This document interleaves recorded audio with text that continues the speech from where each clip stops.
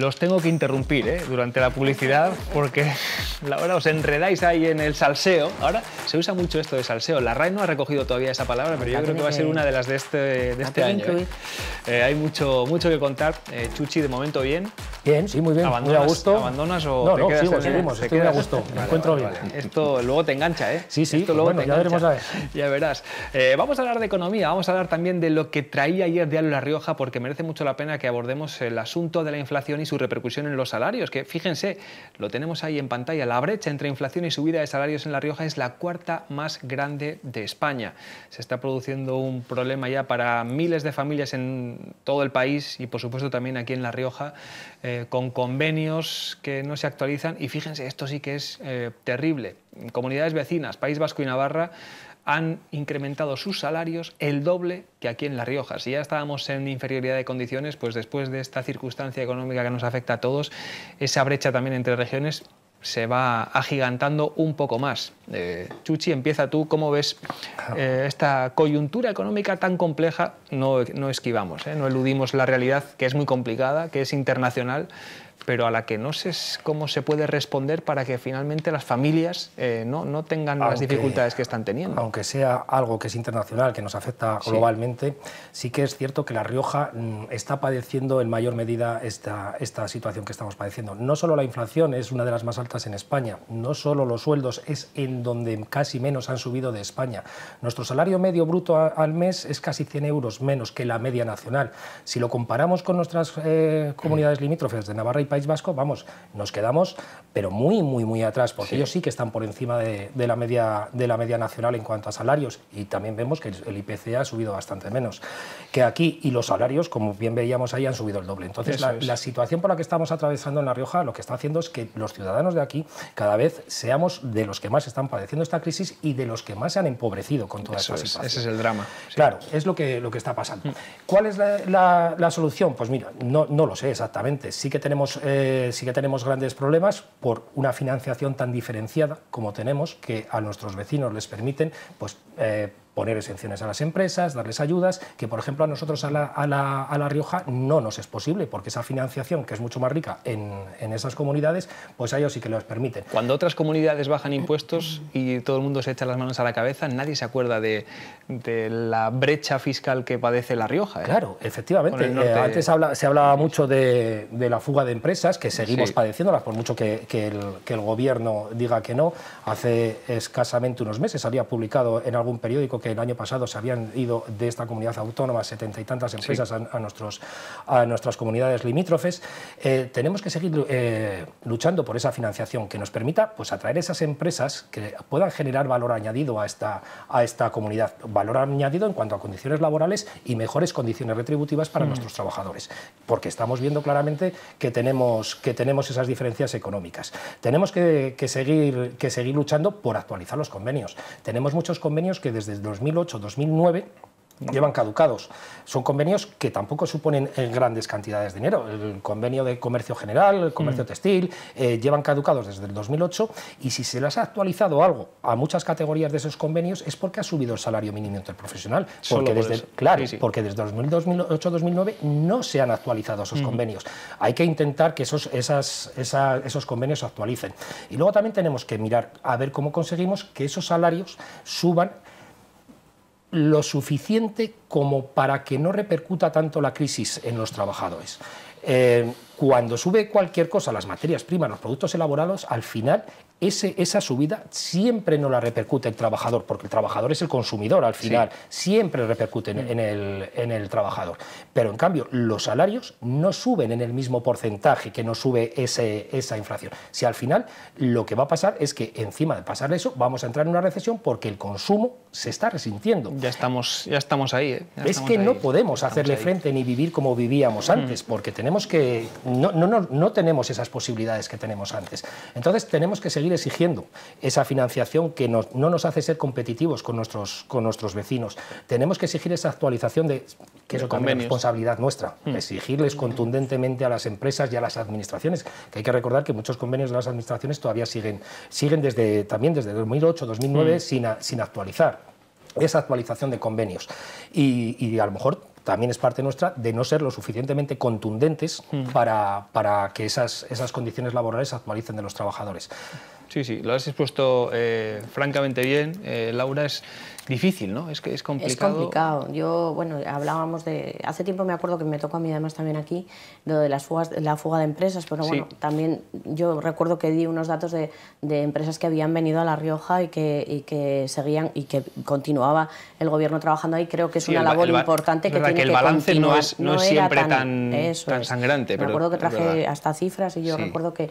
Pero que hay que seguir trabajando efectivamente en que vengan. Estoy totalmente de acuerdo con que estos convenios es inadmisible que sigan, que se vayan a caducar, y los caducados que no estén siendo renovados, y que no estamos hablando de que suban conforme al IPC, ya no estamos, esa pretensión no la vamos a tener, porque igual provocamos una inflación mayor, pero sí que se vaya actualizando la vida, pero acorde a lo que tiene que ser. Yo quiero añadir un dato que me toca personalmente en el trabajo, que es lo siguiente: o sea, en los convenios de divorcio, bueno, pues hay unas pensiones de alimentos que en la vida, yo llevo 28 años en la vida, habíamos tenido actualizaciones de este tipo. Es más, antes teníamos incluso alguna negativa, que ahora ya el Supremo ha dicho, esto es demasiado, pero ha dicho que tiene que ser hacia arriba y nunca hacia abajo. Bien, pero claro, cuando alguien tiene que pagar una pensión de alimentos, imaginaros, 350 euros al mes, le suben un 10%, que ha tocado subir un 10%, y a mí me dicen, pero es que a mí el sueldo no me ha subido eso. Claro. Añadimos a todo lo que estamos hablando, cesta de la compra, energía, luz, si además hablamos del IPC, de subida de esas pensiones, calculad de lo que estamos hablando. Quiero decir, al final, como siga esto así, nos meteremos hasta en modificaciones de medidas de esas pensiones. Pero los convenios... Es que, claro, si estamos hablando de que la vida sube un 8,5 y tenemos unos sueldos que apenas están subiendo... Igual, Las dietas de desplazamiento, por ejemplo, de algunos estos, no se llega, me parece que es un decreto del año 90 y no me acuerdo exactamente igual, pero que es que estamos en el 2022. Se está pagando el kilómetro a 0,19, ya desde el año aquel. Fíjate, como que no ha subido la gasolina, como no ha subido el precio de consumir en cualquier establecimiento. Claro, y todos los trabajadores al final tienen que estar poniendo de su bolsillo porque no se les actualiza esas dietas. Empresas y autónomos, y tú lo dijiste, Laura, cuando empezó la curva esta inflacionista, habéis visto cómo el gasto de luz en el despacho, en una empresa, en un sitio pequeño o grande, se multiplica. Con lo cual, todos esos gastos, y tú no puedes repercutir luego. ¿Por qué? Porque la gente en la calle que viene a contratarte tampoco puede pagar más de lo que estás pidiendo. O sea, quiero decir que al final, pues el gasto lo estamos repercutiendo, pues como un trabajador, para ir a trabajar, tiene que repercutir el gasto de gasolina y de su propio bolsillo. Efectivamente. Domingo. Bueno, yo creo que es que, no sé, claro, en esa abstracción que hacemos respecto a lo que son los salarios y los trabajadores, nos olvidamos que también los empresarios son trabajadores y que las empresas están pasando por una situación crítica. De hecho, yo tengo referencias de conocidos y a través de conocidos de empresas que no ya han terminado por cerrar, pequeñas empresas, autónomos con 2 o 3 empleados, y que al final adelantan su jubilación porque es la única manera de poder sobrevivir. Es decir, el gasto que supone los costes sociales, ni entramos en ellos. Continuamente se suben, con más carga para el autónomo, con más carga para el asalariado, etcétera. Y al final, claro, todo esto, con todo lo de la energía, fundamentalmente la gasolina, la electricidad, el consumo, bueno, hay empresas fuera de La Rioja, evidentemente, que se dedican a la cerámica, que gastan una barbaridad. Es una brutalidad de pagar pues 400 o 500.000 euros al mes de electricidad, pasar a 1,5 millones de euros. Lo cual yo creo que no podemos olvidar que, claro, lo de la subida generalizada y el concepto que yo evidentemente lo apoyo, yo no puedo pensar que es que la gente, si sube la inflación como está subiendo, le mantengan los salarios como hace 10 años o 8 con un convenio de hace, pues eso, 10 o 15 años. Pero evidentemente también hay que ser realista y que probablemente la única fórmula que hay es que todos tenemos que apretarnos el cinturón. Y el primero que se debería apretar el cinturón es la administración. No digo con los funcionarios, sino fundamentalmente con los gastos que tienen, en las inversiones que hacen y el despilfarro, porque no tiene otro nombre, habéis citado los asesores y que vosotros queríais limitar el número de asesores y sobre todo por qué colocan a los amiguetes y de los del partido en unos cargos que se inventan para que tengan realmente un sueldo. Esto es lo que realmente me parece que no hay austeridad en la administración y sería la primera que debería dar ejemplo. Hace unos días leíamos también que el Estado había recaudado hasta junio, que había recaudado 22.000 millones de euros más que lo que tenía previsto por el tema de la inflación, porque se pagaban más impuestos. Eso es. A lo mejor lo que hay que exigirle es que realmente esos 22.000 millones que tiene de más, que se los ha encontrado, invierta, pues no lo sé, realmente en políticas para garantizar esos empleos, para que los trabajadores pierdan menos poder adquisitivo del que están perdiendo. Bueno, a lo mejor hacen cosas, están con los céntimos del carburante y pero al final los céntimos del carburante de 22.000 millones nos están hablando de 300 millones de euros. 300 millones de euros contra 22.000 queda muchísimo que invertir también para intentar paliar la situación. Podíamos insistir y tenían que darse cuenta que habría que limitar el número de altos cargos, el número de la gente que está en los gobiernos, el número de empresas públicas que al final y en muchos casos lo único que hacen es duplicar lo que está haciendo ya la administración y conseguiríamos un ahorro tremendo para el ejemplo más claro que hay, yo creo, de esa sensación de impunidad con la que nos quedamos los ciudadanos es cuando se pacta una subida de los emolumentos que perciben los políticos, fundamentalmente en el Congreso de los Diputados.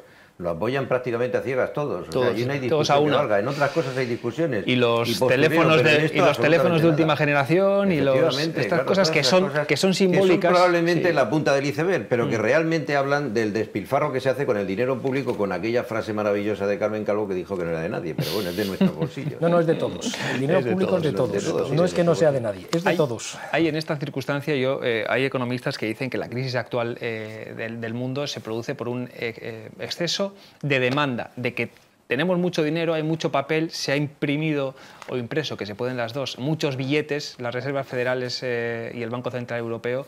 Entonces la gente tiene mucho dinero y hay más dinero que productos a la venta, entonces claro, eso hace subir el precio de los productos. Y si se incrementan los salarios, va a alimentarse, dicen, esa crisis de demanda. Va a haber más demanda, van a seguir subiendo, entonces Laura, es un problema muy complejo. Eso cuéntaselo al trabajador que no llega a fin de mes. Claro, eso es verdad. Pero es verdad, ellos te lo explican y lo entiendes. Sí, se puede entender, pero a quien le ha subido la hipoteca 100 o 150 euros al mes, la luz, es que no llegan, que es inviable. Entonces, claro, ¿dónde hay que atajar? Pues desde luego la solución no es no subir el sueldo a los trabajadores, a mi juicio. En la medida en que se pueda, si todo es sentarse, negociar y negociar esos convenios que están como están. Indudablemente. Yo no sé si la gente tendrá mucho dinero. Yo estoy convencido que ese dinero, tanto dinero, no está en los bolsillos ni de los trabajadores de la empresa privada ni de los trabajadores de la empresa pública. Quiero decir que la política financiera y económica de la Unión Europea, por ejemplo, ha sido dinero barato, intereses bajos, imprimir euros, y en Estados Unidos muy parecido. Pero tenemos que tener en cuenta que aquí la crisis ahora se está dando por precios altos, pero que si la gente no puede acceder a esos productos porque los precios están muy altos y no tiene el suficiente dinero para poder comprarlos, el problema va a venir al revés, por una falta de consumo, Entonces, al final, habrá que buscar el término medio pero lo que no puede hacer es ahora que si una inflación la tenemos en el 9,6, los salarios estén subiendo de media en La Rioja un 2,3. Claro. Eso no puede ser, porque eso es empobrecer a la sociedad en general. Habrá que buscar el término medio de que se pueda buscar una solución para todo, pero no así. No cabe duda. Yo hay una cosa que me parece, estaba acordándome ahora al comentar tú esto, que claro, es que hay una cantidad de decisiones que no se corresponden realmente con una posición de rigor presupuestario, que es, por ejemplo, y es vuelvo a lo mismo, es la punta del iceberg, los 400 euros del bono cultural que se da a los jóvenes. Claro, son de esas cosas que he visto, no desde mi edad, que evidentemente la juventud la olvidé hace ya muchísimos años, sino desde la seriedad, la austeridad de alguna manera que debemos tener impreso en nuestro ADN todos los ciudadanos. Dices, ¿esto qué es? ¿Esto qué es? Aparte que creo que hay un mercado negro con ese tema, de tal manera que hay gente que lo cobra, pero se lo vende o revende luego, porque claro, ahora la gente espabila mucho y entonces lo revenden para que ellos se vaya a un concierto, no sé qué, y él lo que hace es cash, lo que hace cash. Te digo porque todavía no se han entregado. O sea, porque se han reconocido el bono cultural, te lo digo porque mi hija tiene 18, y sale la resolución, pero todavía no saben ni cómo va a funcionar, o sea, no lo sabemos. Bueno, esa es otra, esa es la otra parte que, claro, lo vimos el otro día, que había, pues como reclamaba, me parece que era la delegada del gobierno, como 1.800 posibles de beneficiarios de eso, y que todavía no lo habían solicitado. Yo estoy en la misma situación que tú, mi hijo también tiene 18, lo ha solicitado, está encantado, pero no sabe si la tiene reconocido, pero no sabe si se lo van a dar o no sé si le llegará o no le llegará. Que es mucho de lo que pasa con estos gobiernos, con los gobiernos, que mucho anuncian, pero luego lo que realmente llega al ciudadano es muy poco. Bueno, como pasa, yo estoy segura que llega como el cheque bebé famoso. Es mucho más grave que esto del bono cultural que he comentado, es mucho más grave lo que se ha prometido, que se iban a dar por los PERTES estos, por ejemplo, a las fábricas de automóviles, que son fundamentales para el desarrollo de nuestra sociedad, porque entre otras cosas representan un 11%, me parece, del PIB. Al final resulta que eso, pues luego no son capaces tampoco de articularlo, y todas las ayudas de los 140.000 millones de euros que se dice pronto que nos supone que nos da Europa, resulta que han consumido 800 millones, y dices, bueno, ¿y cómo no son capaces de, administrativamente hablando, resolver este tema? Muy complicado, muy complicado. Porque los fondos europeos tienen que llevar un destino y una tramitación y una fiscalidad, que yo creo se mira todo con... Pero en la y no va a dar hay gente muy preparada y muy capaz. Tiempo para hacerlo, porque va a ser complicado. Es muy difícil. Oye, Laura, qué bueno era cuando estábamos en clase y el profe no venía, ¿eh? Era maravilloso. Ese día eso era fiesta. Eso era lo mejor, Domingo, ¿lo recuerdas? Bueno, yo recuerdo una anécdota que no es mía, sino mi hijo pequeño, que hizo el Erasmus en Italia hace ya unos años, tiene 30 años el pequeño, y dijo que había un profesor en la Universidad de Roma 3, me parece que era, creo que era, la Sapienza. Sí. Y entonces llegaba, les ponía una tarea y en la pizarra ponía un teléfono y decía, estoy en la cafetería. Madre mía, qué bueno. Italia, otro mundo.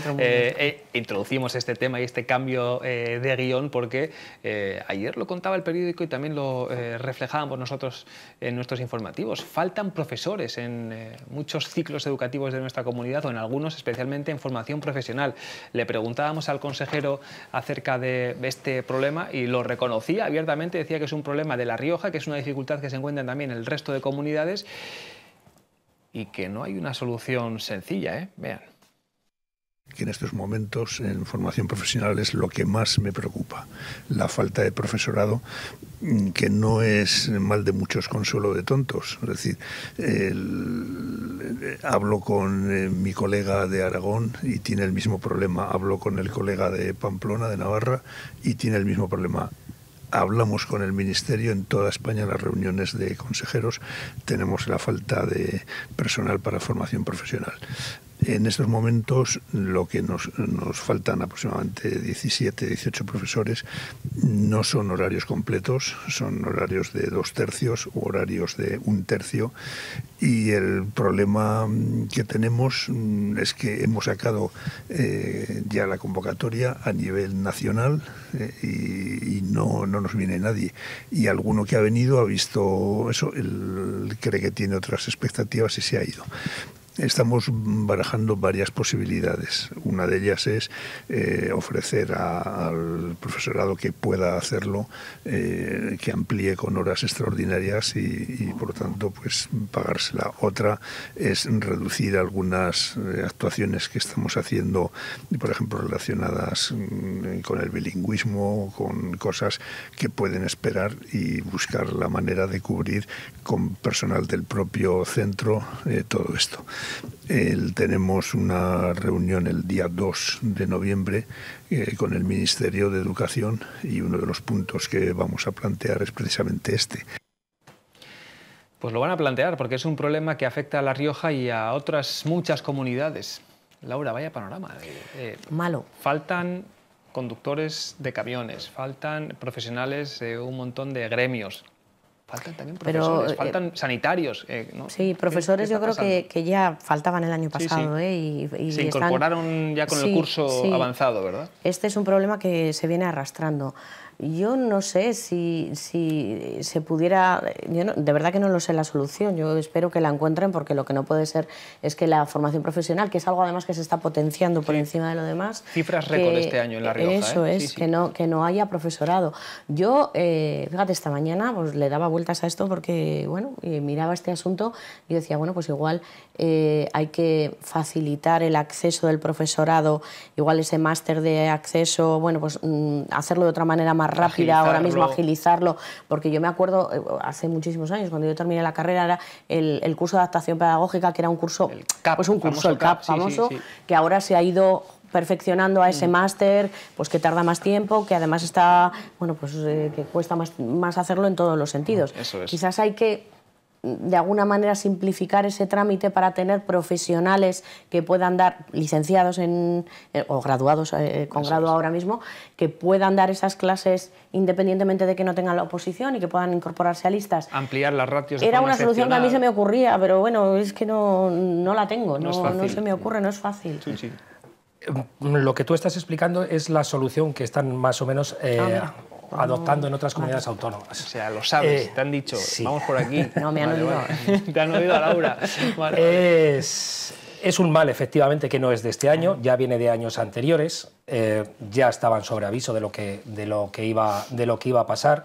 El problema es de que aquí actuamos mucho más lento que lo que actúan en otras comunidades autónomas. Nosotros ya el 7 de octubre lo hicimos público, el que hacía falta profesores de FP en varios centros de FP de La Rioja. El señor consejero nos tildó de mentirosos. Gracias a que ayer salieron los alumnos del IES Comercio, por fin ha reconocido de que sí que hacen falta en ciertos ciclos formativos profesores. El problema que tenemos en La Rioja es que muchos de los profesores que están en listas comparten esas listas con otras comunidades autónomas. Por ejemplo, los profesores que están aquí en la lista de interinos también están en la lista de interinos de Navarra.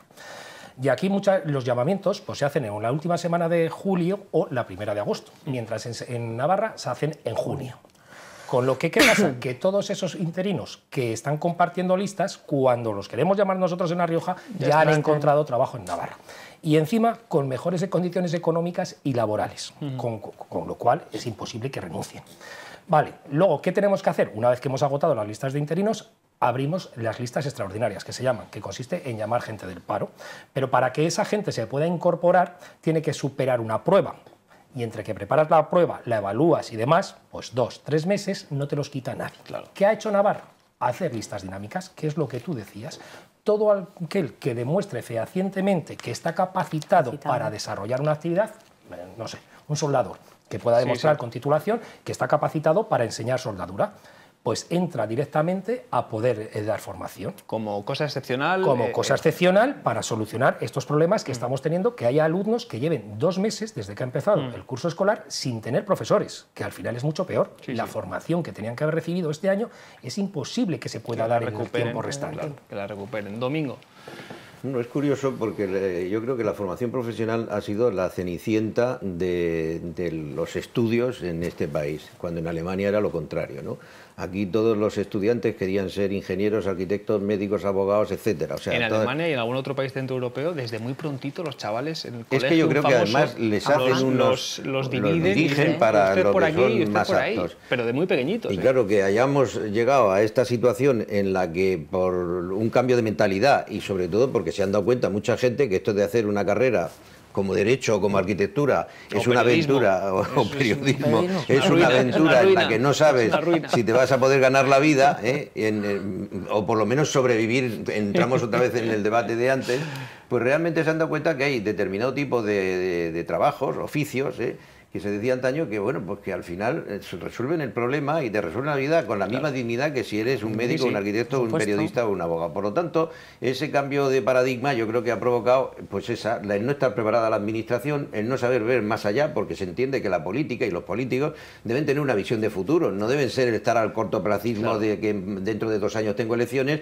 y esto es lo que me interesa. Y al final nos encontramos con estos cuellos de botella que nos pasará como ha pasado siempre en este país, que pasaremos de esta necesidad de tener profesores porque no hay más alumnos que los profesores necesarios para darles la enseñanza, a que de pronto habrá más profesores que alumnos porque de pronto se pasará la moda. Es una cosa extraña el comportamiento social de este país, probablemente por una mala actividad política que no sabe dirigirlos a lo que deben hacer. Pero lo decía yo también de forma general, faltan también sanitarios, faltan profesionales en otro tipo de sectores industriales, o etcétera. Pero es que esto, Carlos, si me lo permites, hay una cosa que siempre me ha chocado y desde hace muchos años. La globalización también era Fernando esto, Sáez, el columnista, médico y columnista del diario lo explicó hace ya bastantes años muy bien. ¿Por qué las facultades de medicina tienen un número de entradas un número de corte muy alto y no amplían no solo el corte, sino sobre todo el número de plazas que se pueden ofertar cuando hay necesidad de médicos en este país y de enfermeras y demás,